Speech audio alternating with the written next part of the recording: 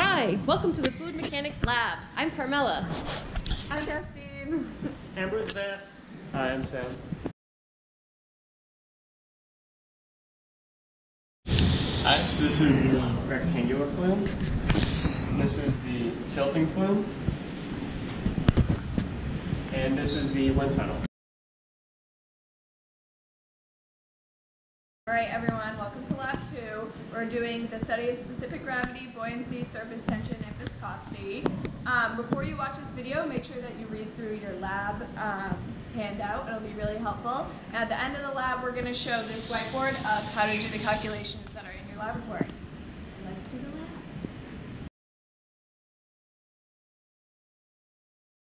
lab. Hello guys, I'm Roosevelt. I'm in charge of reporting the lab, recording, and then send it to you. All right, so we're going to start with the first part of Lab 2. It's starting on the first page, specific gravity. So I suppose I can take my mask off for this. So we are going to be dealing with 3 liquids, water, olive oil, and corn syrup. And we're going to use room temperature water and hot water. In your lab it says we're going to use cold water, but we're going to skip that. We're just going to do room temp and hot water. So our first step would be taking the temperature. And our thermometer is right here.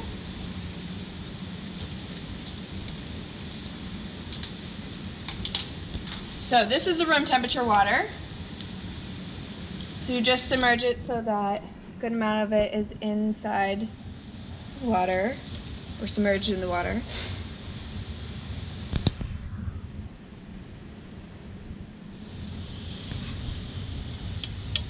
You can see this thermometer is in degrees Celsius.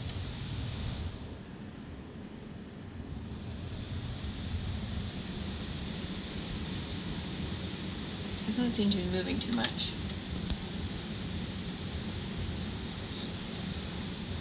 We'll just give it a couple more seconds.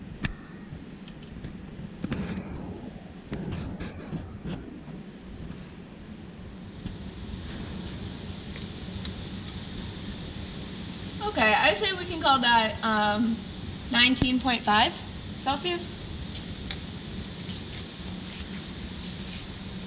Just take this back for now. So we're going to use the 19.5 for the temperature of the room temperature water, the corn syrup, and the olive oil, because they were all sitting out here at room temperature. So they're all the same. So we only have to do that for the room temp water and the hot water. So next we're going to use the hydrometer. Hope this is right. So this measures the specific gravity. So you put it in beaker and you just drop it in very gently, and it will rise to the specific gravity of the fluid. So as you can see, it's right at 1. And Bruce is going to record that for us. Perfect. I think that's good. And then I'm going to take it out, and then I'm going to replace this with the hot water. Okay, so now we're going to take the temperature of the hot water. Oh yeah, you can see it going up really fast.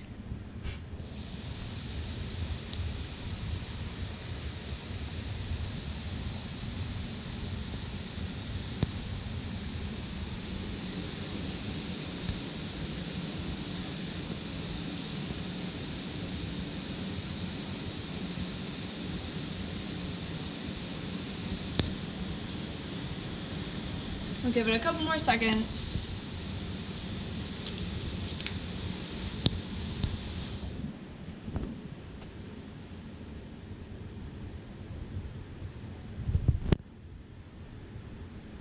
I would say that's about at 88. I'll record that.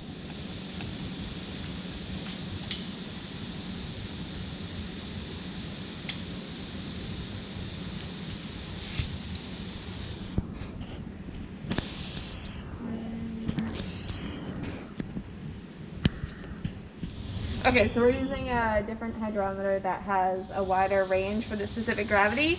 And this is for the hot water, and you can see that it is a little bit below 1. It's at about 0.97. So we're going to use the same temperature that we had for the room temp water for the other 2 fluids. So we already have those. It was about 19.5. And so then we use this hydrometer. This is the corn syrup, so it's much more viscous, as you can see. Kind of pulling it out, and I'm going to drop it back in so you can see how slowly it submerges. Let's get off the sides. Slowly going down.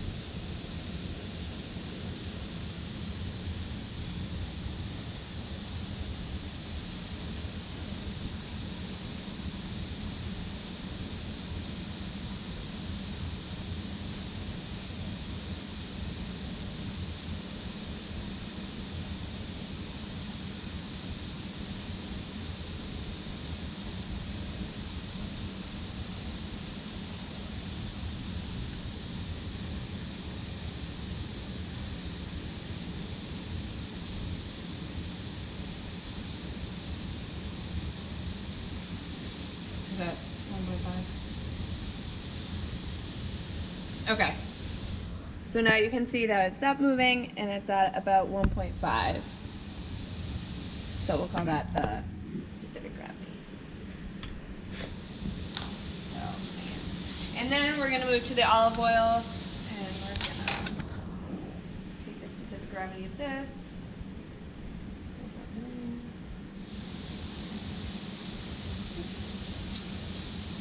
And that settles much more quickly. Actually, can't do this.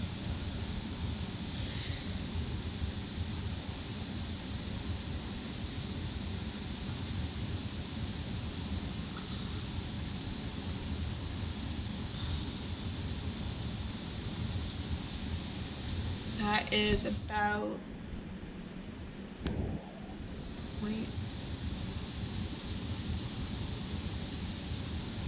0.925. All right, so that's the first part of the lab.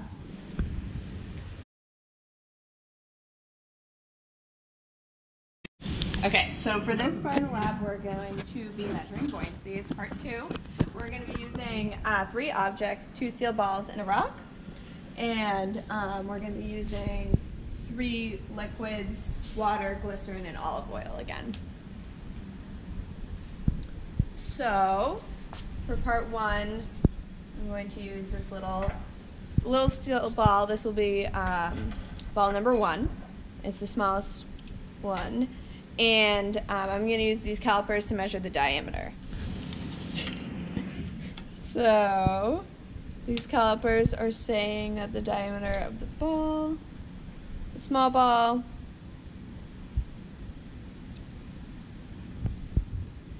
we can call that 12.23 millimeters.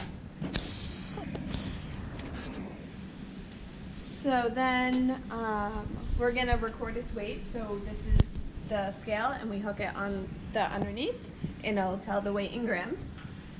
So I'm going to sneak in here.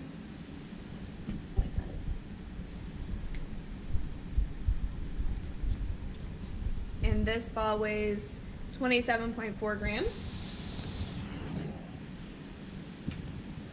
Then we're going to do another way to measure the volume. And it's going to be using displacement of water. So we're going to be submerging the steel ball into this little beaker. And so first we record the original volume in the little beaker. So that's about 30 milliliters. And then I submerge the steel ball into it. And you can see that's about 31 milliliters. Yep. And we can use that difference between the volumes to determine the volume of the actual ball. And so next, we're going to calculate the boiling force using water. So we're going to put the water underneath here and then take the weight again. Then we submerge the ball into the beaker, but we make sure that the ball is not touching the sides. So we make sure that it's submerged in the center.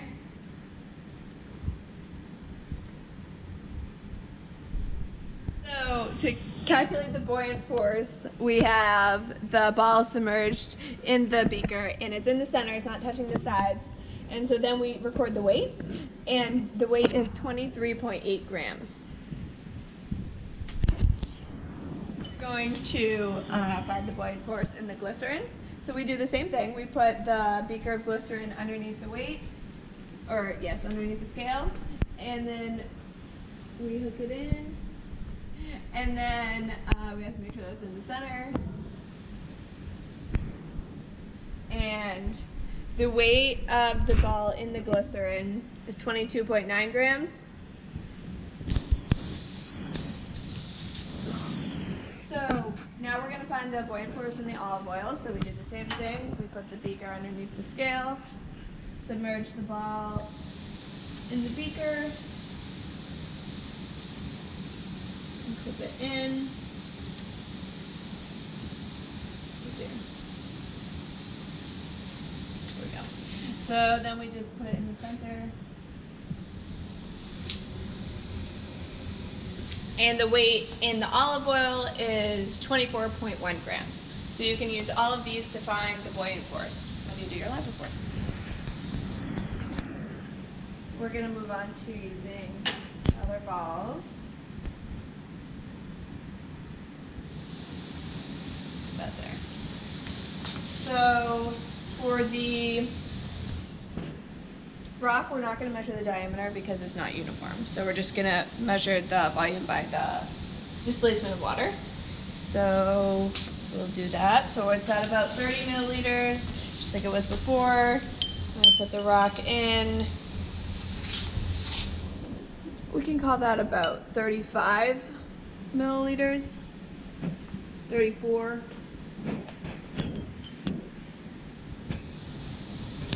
Okay. So then we're going to measure the weight of the rock. So the weight of the rock is 16 grams. So then to calculate the buoyant force in the water, we stick the water beaker underneath in the same procedure that we did before. Stick the rock into the beaker. For this one, we hold it up a little bit so that the rock can be fully submerged in the center of it, and we get the weight 10.4 grams. 10 points? 10.4. Yep. So we're going to move on to glycerin.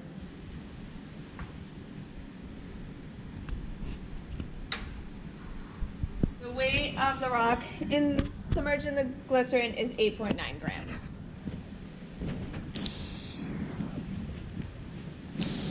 So to calculate the buoyant force for the rock and the olive oil, we're just going to submerge it. Okay, so the weight with the rock submerged in the olive oil is 10.9 grams. And then we can switch to the last steel ball.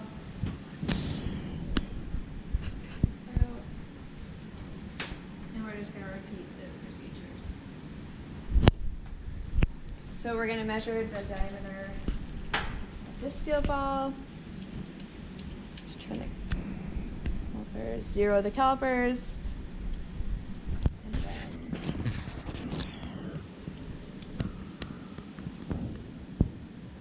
record the diameter. So 25.36 millimeters.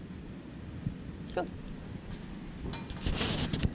And then we can do the exact same thing where we measure the volume displaced, so it's at 30 milliliters right now. And then we insert steel ball, and we can say that's 39 milliliters. Then we're going to take the weight. The large steel ball is 67.6 grams. And then when we fully submerge it in the water, 58.4 grams.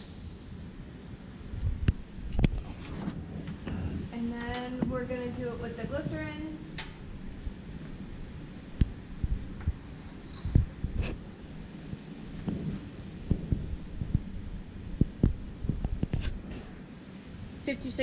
Oh, 56.0 grams.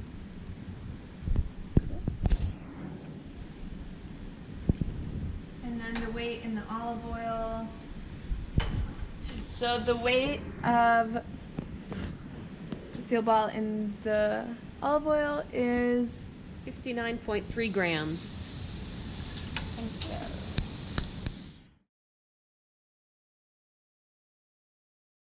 Okay. So we're going to measure the capillary rise. So first we're going to do it in water, and we're using capillary tubes. Should show. And we just measure the rise of them. Choose the capillary rise method. We submerge this tube to the red line.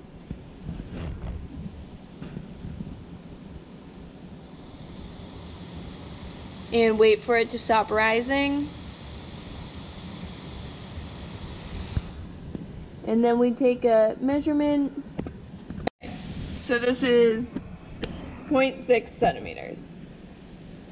So now, team, we're gonna measure the capillary rise of mineral oil. So, submerge to the red line and you can see it rise.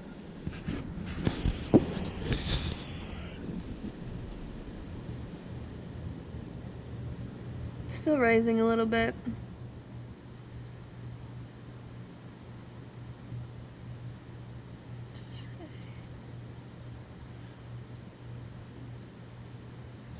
.7, about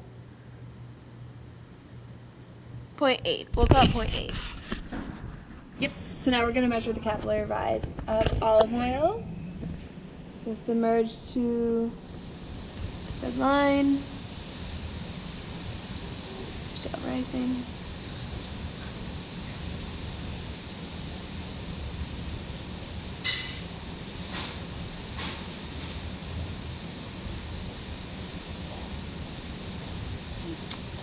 I think it's maybe stabilized. Yeah, so it's stabilized at about 0.9. Okay. All right, team, now we're gonna measure the capillary rise of glycerin. So submerge down to the red line again.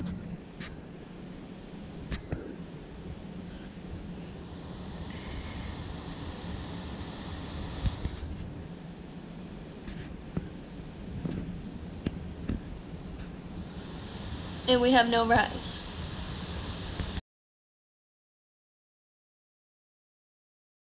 Last part of the lab, for viscosity, we're going to use glycerin, olive oil, and water. And we're going to use 3 different viscosity cups with empirical formulas that we have written on the board that we'll show you after. And we're just going to record the time that it takes for the cup to go from coming out of the water to droplets. So first I'm going to record the temperature. I'll just let it sit here for a second.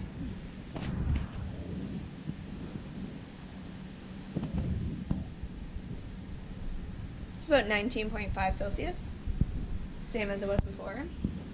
So that's good news.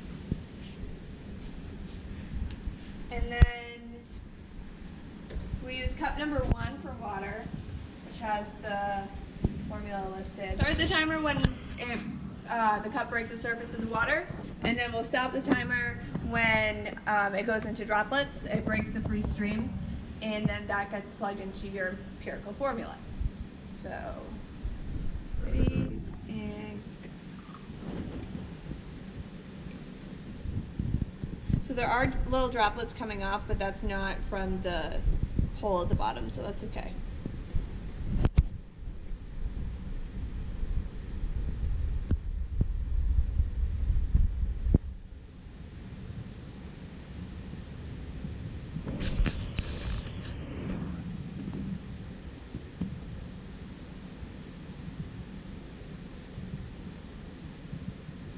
And stop.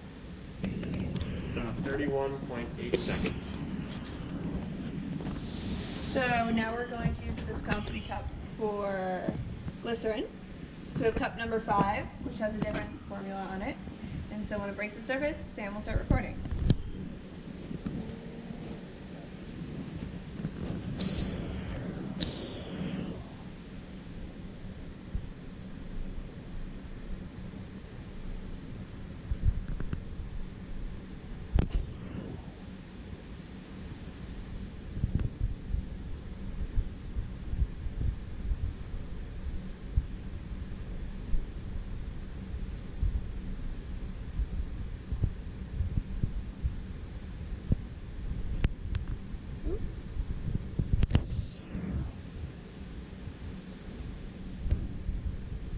And stop.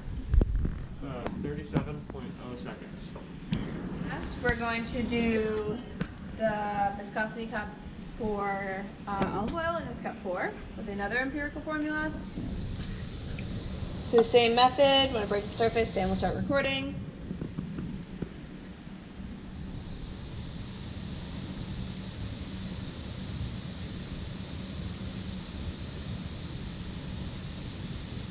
And stop. That is 10.2 seconds. All done. Have 2. Yay!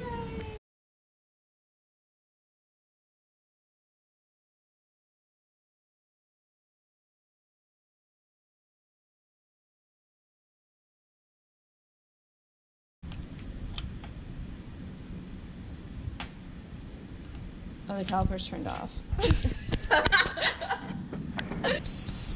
But your lab team is really smart and didn't take the weight without it in the restaurant. Oh wait, yeah we did.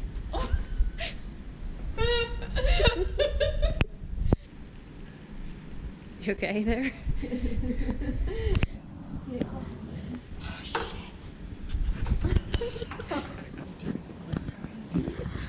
Yeah, maybe this just doesn't work. Yeah, it's great. Yeah. Pick up a mask for consistency. So, last part of the lab, with Genius, and I forget what it's called, viscosity. We're going to edit that out. Okay, start over.